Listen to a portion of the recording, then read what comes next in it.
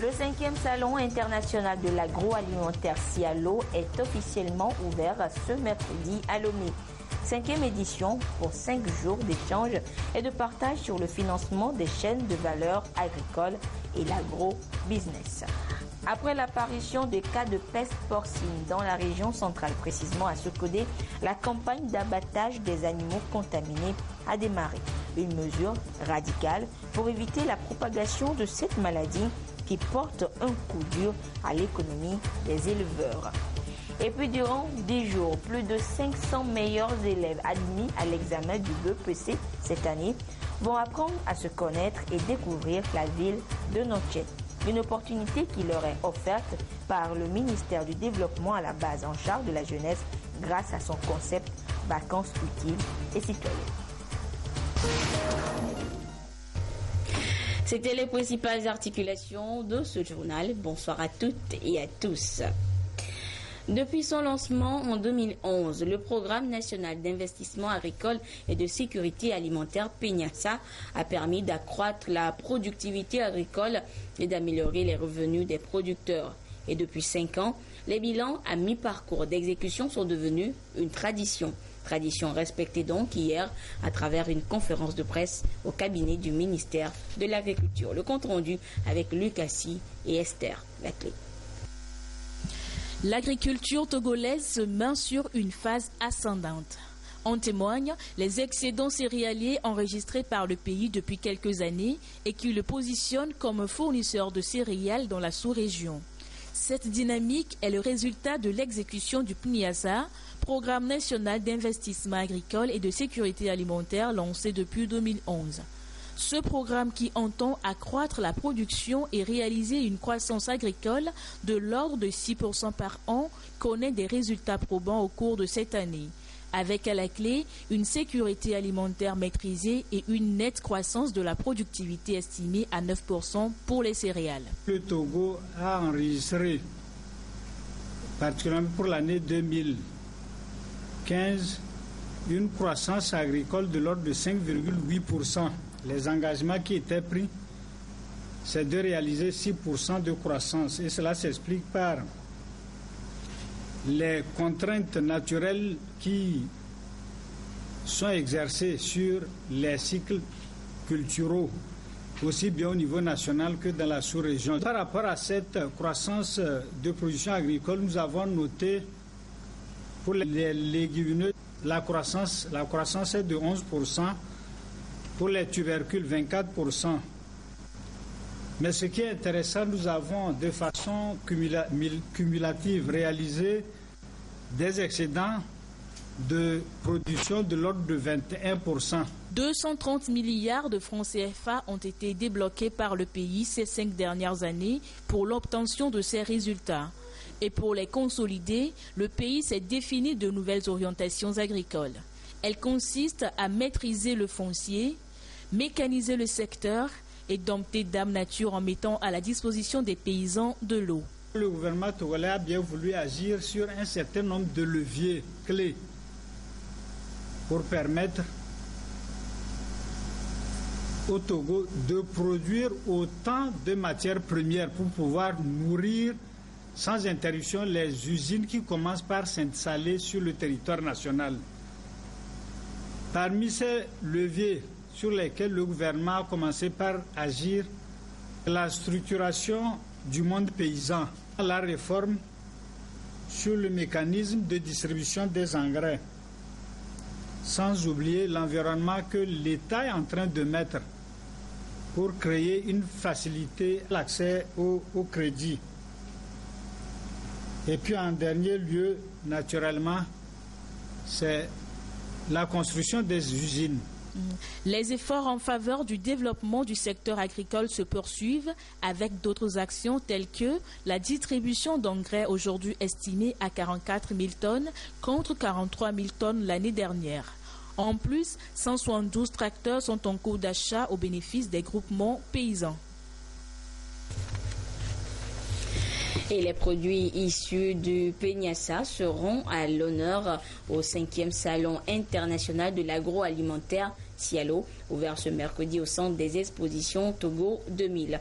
Pour cette édition, les promoteurs misent sur l'agro-business. Qu'est-ce que c'est? Les réponses avec Emmanuel Adjaklo et Tiasenam Baga.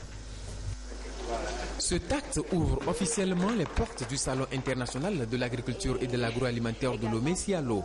Un rendez-vous annuel qui promeut et valorise les produits issus de l'agriculture locale. Pour cette 5e édition, les attentions sont focalisées sur la question du financement des chaînes de valeur avec en toile de fond les filières soja et ananas. Parce que pour rendre la chaîne de valeur compétitive, il faut que justement chaque maillon soit pris en compte en termes de financement. Donc il y aura dans le cadre de ce salon les acteurs qui vont se rassembler. On peut aussi dégager des modèles de réussite dans le cadre de ces financements. Le soja, pourquoi? Parce que nous estimons qu'aujourd'hui que c'est un secteur porteur de croissance et qu'il est important que les acteurs soient suffisamment informés des différentes opportunités qu'il y a dans ce secteur d'activité. Donc nous aurons une journée qui sera consacrée à l'ananas où on va parler des différents de l'étude de diagnostic qui a été faite dans ce domaine. Grande vitrine de l'agrobusiness, le Cialo excelle aussi dans l'innovation. La dernière initiative est le concours pour la promotion de l'excellence dans la recherche agroalimentaire chez les jeunes étudiants du Togo. En matière de l'agriculture, la recherche a été toujours mise à l'écart. Alors que les avancées technologiques aujourd'hui sont conduites grâce à la recherche scientifique. Donc nous voulons reconnecter la recherche scientifique avec le monde agricole pour pouvoir aller rapidement à l'autosuffisance alimentaire et à l'amélioration de la nutrition. Je tiens à féliciter le Cialo et particulièrement les initiateurs et acteurs de ce projet. C'est une première au Togo dans l'organisation des foires et salons qu'il convient de souligner. Je me réjouis du grand nombre de dossiers déposés, preuve de l'intérêt que les étudiants, non seulement du Togo, mais aussi de la sous-région, ont eu à l'égard de ce concours. La transformation des produits agricoles et le développement de l'agroalimentaire sont des leviers sur lesquels le gouvernement veut agir pour améliorer le revenu des producteurs. L'autre enjeu majeur est l'entrepreneuriat des jeunes dans les filières agricoles. Voilà pourquoi le ministre de l'Agriculture réaffirme l'engagement du gouvernement aux côtés du Cialo et de l'ensemble du monde paysan. Je voudrais rassurer le monde agricole de l'engagement et de l'attachement du gouvernement à ce secteur à travers la politique de soutien et de redynamisation de toutes les chaînes de valeur pour que les organisations internationales et nationales qui appuient le Cialo puissent continuer à assister. La 5e édition du Cialo est couplée avec la 2e exposition de l'emballage et du packaging. Il est prévu des journées soja, ananas, emballage, transport, des rencontres B2B, des conférences et des concerts de musique. Organisée par Santor Communication, cette édition du Cialo bénéficie de l'appui de la GIZ. Consommer des produits locaux mais de qualité. À Sokodé, dans la région centrale, certains élevages de porcs sont touchés par une épidémie de peste porcine. La riposte trouvée est l'abattage systématique des animaux contaminés. La marque Bojona. Ce sont les quartiers de Koma 2 et Bamabodolo dans la commune de Sokodé qui sont touchés par cette infection meurtrière de porcs. Le ministère en charge de l'élevage a pris des mesures pour arrêter la propagation du virus responsable de la maladie et l'une de ces mesures est l'abattage des animaux contaminés. L'opération s'est déroulée dans les 2 quartiers après recensement des foyers. La peste porcine africaine, une maladie des porcs domestiques et sauvages. Et cette maladie n'a pas malheureusement pas de traitement ni de vaccination. Quand elle apparaît dans un élevage, seul remède, c'est l'abattage systématique de tout le bétail sensible, l'incinération, la désinfection des porcheries et un vide sanitaire. Un vide sanitaire, ça voudrait dire que nous décrétons, et d'ailleurs Et il y a eu un communiqué de presse signé par le ministre en charge de l'élevage et qui décrète qu'il y a apparition de la peste porcine africaine à Sokodé, dans les quartiers de Koma. Ici, nous sommes à Koma et dans le quartier Bamabodolo. Donc, c'est les deux foyers où il faut ratisser dans un rayon de 3 km afin d'éviter la circulation du virus. C'est une maladie qui n'attaque pas les hommes, mais elle cause des pertes économiques énormes. Donc, ceci étant, la deuxième étape sera le paiement des indemnités de toutes les victimes qui ont eu leurs bêtes abattues par nos services. Le ministère en charge de l'élevage appelle la population togolaise et particulièrement les éleveurs à la vigilance et au respect scrupuleux des mesures sanitaires conformément à la loi de la police sanitaire en vigueur au Togo. On ne le dira jamais assez, son changement climatique influence négativement l'environnement. Au Togo, face à la dégradation environnementale que vivent certaines localités du pays, un projet vient d'être mis en place dans la préfecture de Tandjouari. Il s'agit de la réhabilitation des berges pour freiner l'avancée de la dégradation environnementale dans les cantons de Borgou et de Gondogo qui sont des victimes de ces affres de la nature. Et la présentation de ce projet a été faite par son initiatrice, l'ONG Astodar. Les précisions avec Désiré Aloy. Le projet appuie aux populations riveraines de la retenue d'eau de Toite, les rives de l'Ouanou de Gondoga pour la réduction des risques de dégâts des inondations à travers la réhabilitation des berges, un projet pour freiner l'avancée de la dégradation environnementale. Les cantons de Bogou et de Gondoga sont confrontés à ce phénomène qui réduit d'année en année la production agricole. L'ONG Astodar présente le projet aux bénéficiaires de Tandjouari afin qu'ensemble tourner vers une reconstruction des terres. Le projet consiste à aménager les ouvrages anti-érosifs tout au long des berges, à faire du reboisement pour empêcher l'éboulement de ces berges-là. Ces éboulements des berges qui entraînent les inondations, qui effritent les champs et qui font perdre les récoltes. Donc notre objectif c'est d'empêcher l'éboulement des champs. Aujourd'hui, nous faisons le lancement officiel, mais il y a déjà eu des activités qui ont précédé. Des activités telles que l'aménagement de 11 km de cordons pierreux le long des 3 petites rivières. Il y a eu aussi le reboisement de près de 8000 plants, les fruitiers et les plants forestiers.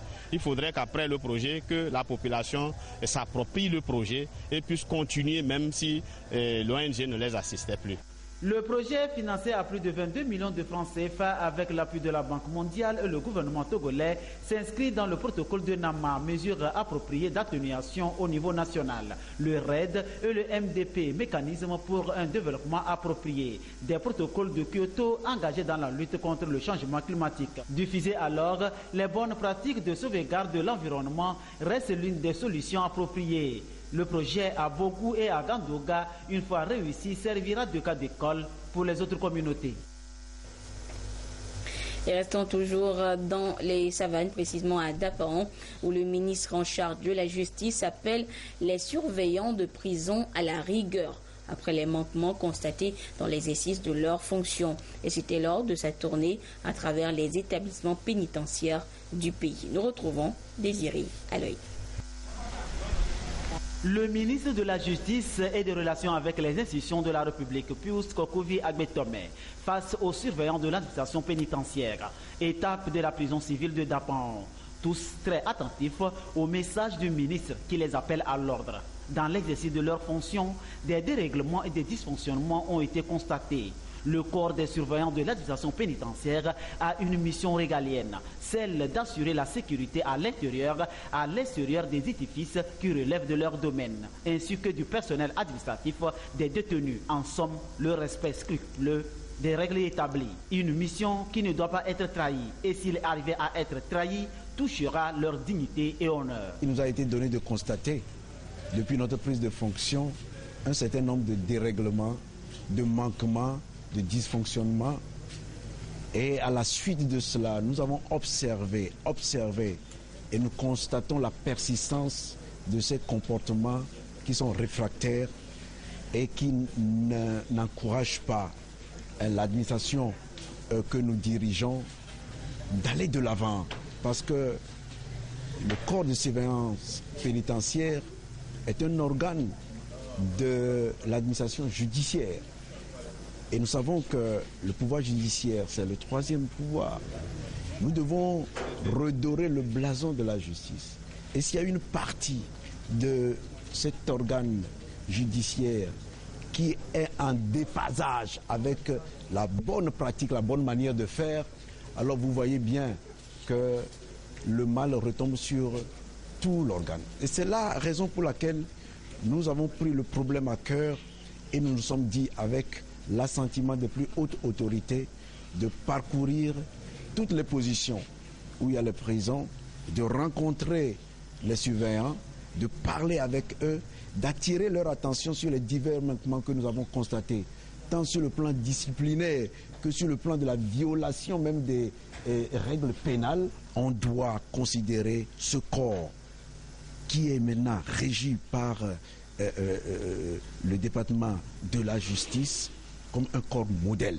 Un déplacement du ministre pour un ultime appel aussi à la prison civile de Mango. Attirer donc leur attention dans le sens d'apprécier le bon et le mauvais afin de susciter une prise de conscience individuelle et collective et appuyer à leur niveau la modernisation de la justice, l'un des plans d'action du chef de l'État pour propulser le Togo sur la voie de l'émergence. Dans un mot, ils ont présenté leurs excuses au ministre et ont promis ne plus tomber dans la déviance et comptent redresser la barre en appliquant simplement la bonne manière apprise lors de la formation. L'Université de Lomé et l'ONG Plan International Togo ont rendu officiel ce mercredi leur partenariat par une signature de convention.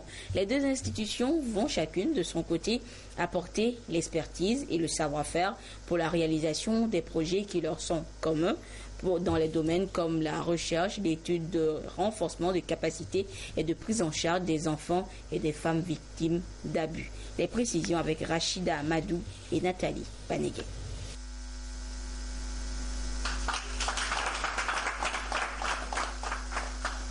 C'est officiel. L'Université de Lomé et l'ONG Plan International Togo, à travers cette signature de convention, s'engagent sur 5 années à collaborer dans les domaines de la recherche, d'études, du renforcement de capacités et de la prise en charge des enfants et des femmes victimes d'abus. Résultat, amélioration des conditions de vie des populations. Nous avons des actions dans le domaine de la santé, de l'éducation, de la protection de l'enfant, la sécurité économique des ménages, la gestion des catastrophes. Et dans ça, toujours, il y a des recherches, il y a des évaluations. Et ça, c'est la spécialité de l'université. Personne ne fait ça mieux que l'université de Lomé, ici au Togo. Donc nous avons pensé que c'est une opportunité pour nous de collaborer avec l'université dans ce domaine. Il y a aussi le fait que, parce que nous faisons tout ça, nous avons des opportunités de stage pour des stagiaires. Donc ça peut intéresser les étudiants de l'université. Installé au Togo depuis 1988, Plan Togo se veut une organisation de développement humanitaire centrée sur l'enfant. Et selon la deuxième vice-présidente de l'université de Lomé, cette convention cadre bien avec l'agenda universitaire. Plan travaille généralement avec les enfants et un peu avec les femmes. Et à l'université, nous avons des départements, par exemple, de sociologie, la faculté des lettres et des sciences sociales qui travaillent aussi dans les mêmes domaines. Donc, Plan a des statistiques, de la documentation, peut-être qui nous manque à l'université. Et l'université a aussi des statistiques et de la documentation dont Plan peut tirer des éléments pour ses travaux. Et donc nous allons beaucoup travailler dans le domaine de la recherche. Après cette signature, les deux institutions vont élaborer un plan d'action annuel et définir de façon concrète les stratégies communes pour mettre en synergie leurs compétences et ressources afin de répondre aux préoccupations liées aux droits de l'enfant au Togo. Et en attendant que les meilleurs élèves admis au BEPC cette année ne deviennent des étudiants de l'Université de Lomé, ils vont savourer leur réussite à Noche dans le Hao. Ils sont 519 à avoir pris la route de la ville historique ce mercredi à la faveur de la 7e édition des vacances utiles et citoyennes, initiative du ministère en charge de la jeunesse. Et c'est le ministre de la Culture, Guy Madje Lorenzo, représentant sa collègue, qui les a salués à leur départ. Le compte rendu avec Prudence Zissou. Esplanade du Palais des Congrès de Lomé, dernier entretien et prise de contact avant le départ. La 7e édition des vacances utiles et citoyennes est ainsi lancée par le ministre Guy Madje Lorenzo de la formation civique qui représentait son collègue en charge de la jeunesse pour la circonstance. 519 meilleurs élèves admis à l'examen du brevet d'études du premier cycle cette année prennent part à cette colonie de vacances. Ils viennent des préfectures des Lacs, de l'Avé, du Bas-Mono, du Golfe, de Lomé Commune et du Zior. Pour la plupart de ces estivants, ce sera de véritables moments de découverte et de loisirs à Notaire, la ville qui les accueille cette année. Je suis très contente parce que je ne suis jamais allée dans la ville de Notaire. Et maintenant, je vais aller découvrir ce qui se passe aussi là-bas. Je vais prendre là-bas quelques plaisirs. Oui, je vais aussi apprendre d'autres choses comme des jeux et autres. Je vais aussi découvrir des points cachés sur le Togo. Pour moi, c'est une occasion de rencontre avec nos semblables pour tisser des relations. Et puis, avec ce petit voyage, on va aussi voir qu'il y a des personnes qui travaillent plus que nous, qui travaillent comme nous. Et puis, on va voir comment il faut s'efforcer pour un jour porter haut le nom de notre famille. Près de 2000 élèves ont déjà bénéficié de ces vacances utiles et citoyennes depuis 2011. Au-delà de la promotion de la culture de l'excellence, ils acquièrent également des valeurs de citoyenneté et d'intégration sociale. Des enfants dont les moyennes générales varient entre 17 et 19. Je crois que nous devons les récompenser et montrer aux autres que le fruit de l'effort, la recherche de l'excellence est toujours payante. Aujourd'hui, c'est avec les enfants du BEPC, mais demain, ce sera avec le bac. Et vous savez que ça a déjà commencé en matière de bourse. Donc, notre pays, pour se construire, a besoin d'avoir des jeunes qui ont à cœur cette culture de l'excellence. Et nous remercions très sincèrement le chef de l'État pour avoir permis cela. Quelques instants de revoir empreintes d'émotion, puis ils montent à bord de ces bus pour 90 km de route à destination de l'école normale des instituteurs de Notaire, où ils passeront 10 jours inoubliables. Il est prévu des sorties touristiques, des activités ludiques et sportives, des communications sur le civisme et la citoyenneté. Un accent sera également mis sur la santé sexuelle et le VIH pour réduire la prévalence chez les jeunes. La délégation au secteur informel d'OSI poursuit son opération d'identification et d'établissement de cartes nationales d'identité à ses adhérents et à bien d'autres acteurs du secteur informel. Et l'étape de la région des Plateaux a démarré cette semaine. Le compte rendu avec Silver Abdou. Des conducteurs de taxi-moto et bien d'autres acteurs du secteur informel réunis par la DOSI, délégation à l'organisation du secteur informel pour une opération d'identification et d'établissement de cartes nationales d'identité. À travers cette opération foraine, la DOSI entend doter les acteurs du secteur informel de documents administratifs pouvant leur permettre d'effectuer en toute quiétude des transactions financières ou de voyager. C'est de faire en sorte que les acteurs qui évoluent dans l'informel, qui éprouvent d'énormes difficultés par rapport aux documents administratifs, puissent avoir facilement ces pièces pour pouvoir vaquer librement à leurs occupations. Parce que vous savez, des gens, par exemple, nous prenons les commerçants qui veulent effectuer des voyages, ont des tracasseries au niveau des frontières et liées à leurs activités. Donc aujourd'hui, c'est de pouvoir faire en sorte qu'ils puissent bénéficier facilement de ces pièces-là. Cet engagement de la DOSI s'inscrit dans la politique de développement pour une meilleure restructuration du secteur de manière à lui permettre d'insuffler une dynamique au processus de relance des activités économiques et partant de la croissance économique. Hier, c'était l'attribution des tracteurs pour la MUAP et l'attribution des motos pour la MUTAM. Et aujourd'hui, l'établissement des cartes d'identité pour tous les mutuelles. Moi, je suis taximan. Avant, les policiers nous arrêtaient aux patrouilles pour cause de cartes d'identité. on arrête ta moto et demain tu viendras payer la fourrière. Mais aujourd'hui, je crois que ça ne peut plus continuer comme ça. Nous remercions encore la DOCI et nous prions ceux qui ne sont pas encore adhérés aux mutuelles de le faire tout pour la réduction de la pauvreté dans notre pays. Les responsables de la DOCI ont saisi l'occasion pour instruire l'assistance sur ces différents produits et offres de services. Vous le connaissez sûrement pour l'avoir vu dans plusieurs films américains. L'acteur et cinéaste hollywoodien d'origine béninoise Dimon Rousseau est depuis ce mercredi après-midi à Lomé. Et dès son arrivée, il s'est entretenu avec le ministre en charge de la culture, Guy Madjé Lorenzo, sur son projet, celui de travailler pour la mise en valeur du patrimoine culturel de l'Afrique de l'Ouest. Le compte-rendu de cet entretien avec Luc Assis.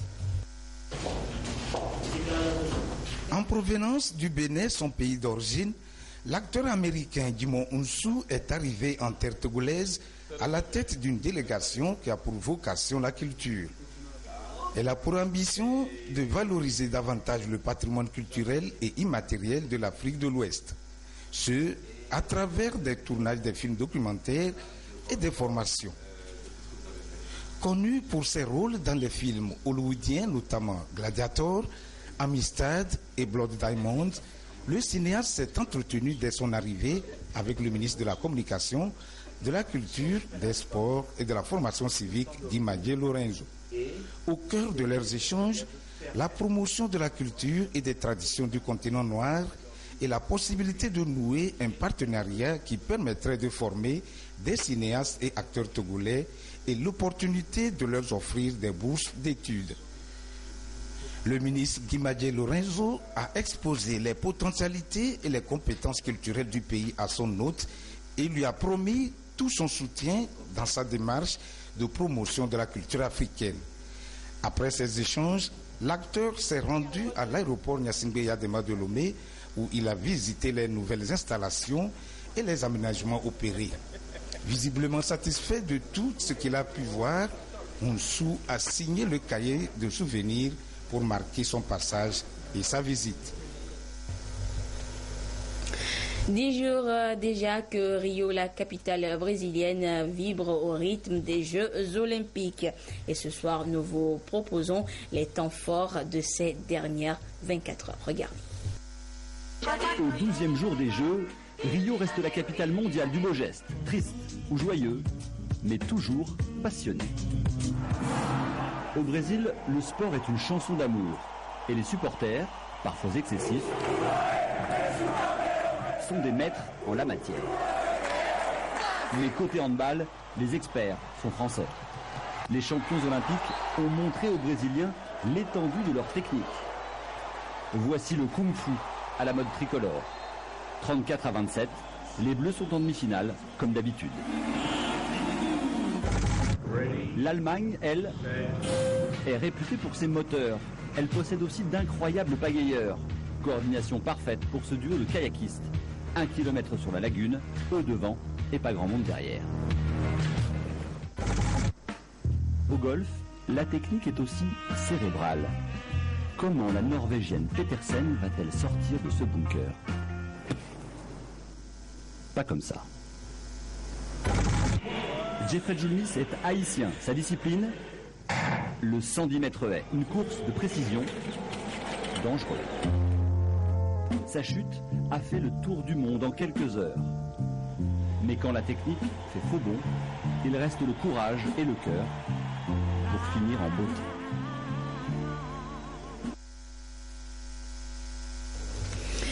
Voilà, ainsi se referme cette édition. Merci à vous qui l'avez suivi un peu partout grâce à la télévision togolaise.